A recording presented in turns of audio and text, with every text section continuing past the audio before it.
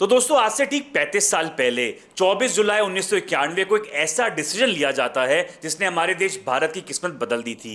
एक ऐसा दिन जब भारत बैंकरप्सी से सिर्फ 15 दिन दूर था, जब हमारे सेंट्रल बैंक के फॉरेन रिजर्व्स खाली होने वाले थे। और दोस्तों जो उस दिन हुआ वो इतिहास के पन्नों में तो है, लेकिन पूरी कहानी शायद आपको कभी नहीं बताई गई, क्योंकि इस कहानी में है सीक्रेट गोल्ड की फ्लाइट, एक हिचकिचाता हुआ प्रधानमंत्री और 2 घंटे की एक ऐसी विंडो जिसमें 40 साल पुराने सिस्टम खत्म कर दिए गए थे। तो चलो रिवाइंड करते हैं और चलते हैं 1990-91 के टाइम में। इंडिया की इकोनॉमी आईसीयू में है, फिस्कल डेफिसिट यानी सरकार का खर्चा उसकी कमाई से 7.6% ऑफ जीडीपी तक पहुंच चुका है और महंगाई डबल डिजिट में है।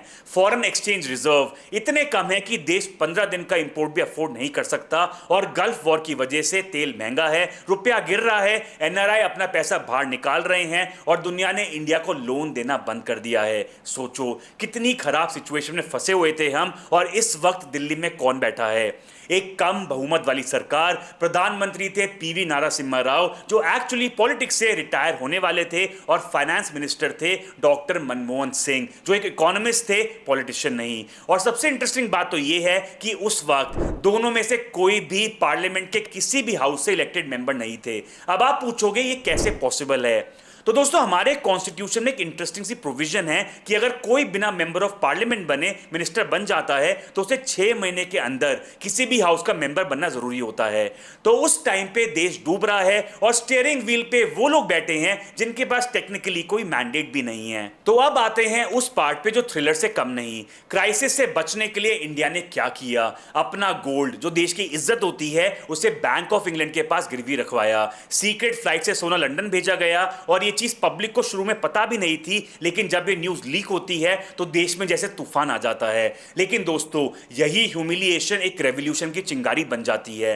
24 जुलाई 1991 को, आज का यह दिन 35 साल पहले, मनमोहन सिंह पार्लियामेंट में खड़े होते हैं और बजट पेश करते हैं। लेकिन असली गेम बजट से पहले खेला जाता है। बजट से सिर्फ 2 घंटे पहले गवर्नमेंट चुपचाप से पार्लियामेंट में एक पॉलिसी रखती है जिसमें वो लाइसेंस राज खत्म कर देती है। सिर्फ 18 सेक्टर को छोड़ के बाकी सारी इंडस्ट्रीज फ्री हो जाती हैं। जो लाइसेंस राज 40 साल से इंडियन बिजनेसेस का गला घोट रहा था, वो 2 घंटे की विंडो में इतिहास बन जाता है। और फिर शुरू होता है एक डोमिनो इफेक्ट। फॉरेन इन्वेस्टमेंट 51% तक बिना गवर्नमेंट के अप्रूवल के भारत में आ सकती हैं और रुपया 2 फेजेस में डीवैल्यू किया जाता है, जिससे हमारे एक्सपोर्ट्स कंपेटिटिव बन सके।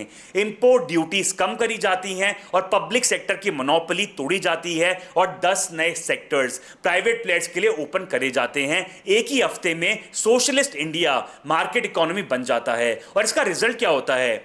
अगले 35 साल की एवरेज जीडीपी ग्रोथ जो है वो पिछले 35 साल से ज्यादा आती है। और जो देश 15 दिन की दूरी पे भूखा मरने वाला था, वो देश आज दुनिया की फास्टेस्ट ग्रोइंग मेजर इकोनॉमीज में से एक है। आपके हाथ का smartphone, startup ecosystem, malls, IT industry, इन सब की जड़ वही एक दिन की वजह से है जो है 24 जुलाई। लेकिन आज 35 साल बाद एक अनकंफर्टेबल सवाल हमारे आगे खड़ा हुआ है दोस्तों, कि एक्सपर्ट्स का यह कहना है कि 2018 के बाद से हम रिवर्स गियर में जा रहे हैं, जहां हमारे टैरिफ्स बढ़ रहे हैं और पुरानी पॉलिसीज जो बिजनेसेस का गला घोट रही थी वो नए नाम से वापस लाई जा रही हैं। रुपये पर लगातार प्रेशर बढ़ता जा रहा है और विदेशी पैसा फिर भारत छोड़ रहा है। और दोस्तों 1991 का सबसे बड़ा लेसन याद रखना, इंडिया ने अपना बोल्डेस्ट मूव तब किया था जब क्राइसिस ने गन पॉइंट पे हमें मजबूर किया था। तो 35th एनिवर्सरी पे सवाल यह है, क्या हम अगले क्राइसिस का इंतजार करेंगे या 1991 वाली स्पिरिट ऑफ रिफॉर्म्स खुद जगाएंगे? तो दोस्तों कमेंट्स में जरूर बताना, क्या इंडिया को एक और 1991 मोमेंट की जरूरत है? मैं वेट करूंगा। और ऐसे ही बोल्ड एनालिसिस के लिए फॉलो करना मत भूलना। मैं हूं आपका दोस्त और economist Satya Gupta. Take care, stay aware, जय हिंद।